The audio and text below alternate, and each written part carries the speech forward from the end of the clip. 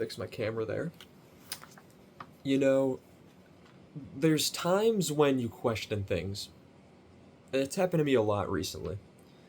And not so much in hockey, but in life. But right now I kind of want to talk about hockey. I have the 1998-99 Hockey News yearbook right here. Where did I get it? Turns out my father has a collection of these. And he gave me a bunch of the ones he found. And he knows there's more. But I got 98-99. Jeff Hackett right here on the cover. 27 NHL team scouting reports. And I've always keep all my old hockey magazines because I love hockey history. And it's just always interesting to look at perspective. Chicago Blackhawks relying on Gilmore for rebound season. 98-99, they missed the playoffs for the first time since 1969. 99 was not a rebound season. It got worse from there. And the reason I bring this up is because it feels like we're finally coming out of something like that. And then that's how it kind of felt in 2001, 2002. Brian Sutter came in as coach. The Hawks had a really good start. They really slumped towards the end of the season. They ended up getting the 5th seed, and they got trounced by St. Louis in the first round, who was the 4th seed. But it wasn't close. They got shut out in 3 of those 5 games. Barely won one of them. They came back in that. And then they couldn't hold a lead in Game 5 to do that one. You look at their top 10 prospects back then. You see J.P. Dumont, good player. Dan Cleary, good player. Remy Royer, never made it. Ty Jones, bust. Todd White, played a good bit, not with the Hawks. Jeremy Reich, never heard of. Ben Simon, Mike Souza. There's Kyle Calder. There's Craig Mills, who I don't know. And Mark Bell. That kind of sums up very similarly to how Stan Bowman's tenure with the Hawks went in terms of getting prospects and drafting. I mean, you had guys like, well, as of most recently, Lukas Reichel. 17th overall pick in 2020. I'm going somewhere with this, of course, of the events today. And Reichel, I had high hopes for. He was projected to seen as a top 6 forward. This next kind of German to take over because he just had Stützle come in the draft. Draisaitl was already a prominent player. And now you're adding Lukas Reichel. It shows that Germans are really getting into the game. And I really had high hopes for him. I thought 17... I really wanted Askarov that draft. Askarov, and then we ended up getting Reichel. I didn't know as much about the draft at that time. I thought it was a good pick overall. And he showed flashes. He showed a lot of flashes of brilliance. Most notably, 22-23 post-trade deadline. I remember being at a game in Minnesota where I just went, wow, he's going to be good. He had 15 points in 23 games in 22-23. After that, 23-24, he had 16 points in, 66 games? And then, just this past season, 22 points in 70 games.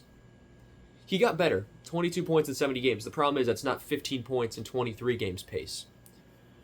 He had 4 points in 5 games to start the year, so why trade him now? And why for what they got back? A 2027 4th-round pick, which I can't seem to find whether it's Vancouver's or whether it's our own that we traded in the Mikheyev deal. I don't know. But it's low for what Reichel started the season with. But you could also say 3 of those points came in 1 game. I'll also say there were other teams out there looking to move guys. Columbus, for example, had Chikhinov. The Rangers had Othman. That's notably on the block. I was thinking Reichel for Othman and something else in there. Othman really hasn't played a ton at the NHL level compared to Reichel, so it would have made sense. Reichel is still 23 years old. It's been 5 years since his draft year, and that's the thing. He shows that he's got the skill. The finish has never really been there, and it's... I hope this isn't going to be a move we regret. Because I held out hope for Reichel. I still hold out hope for Reichel. This year, 4 points in 5 games was a good start. If he goes to Vancouver and all of a sudden Vancouver turns their team around, I'm going to be... I wouldn't be surprised because it's happened before. It's happened numerous times in my own life. I mean, I think of players we traded away too early. Teravainen went to Carolina. Now he's back. Nick Schmaltz going to Arizona. Those two stick out. Philip Deneau going to Montreal. And none of them became. I mean, Schmaltz has had some incredible games. He had an 8-point game in his career. I look at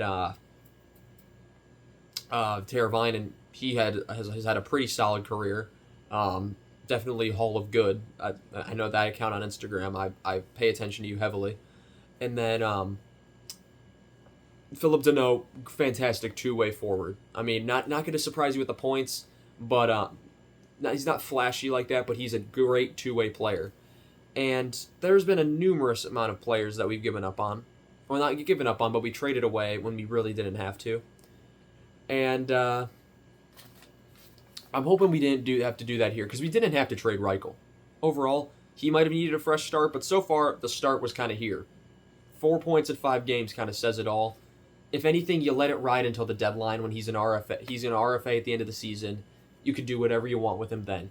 Don't let him walk like Khrushchev did, but maybe get something for him at the deadline for a team like Edmonton. I really thought he was going to go to Edmonton. And Vancouver was on my top 5 list. I was thinking Edmonton, I was thinking Vancouver, I was thinking the Rangers were probably the 3 most likely landing spots. And I was right about that. But it's also one thing that it's Davidson's guy. It's not Davidson's guy, it's Bowman's guy. And Bowman, later years, Boqvist, Doc, now Reichel.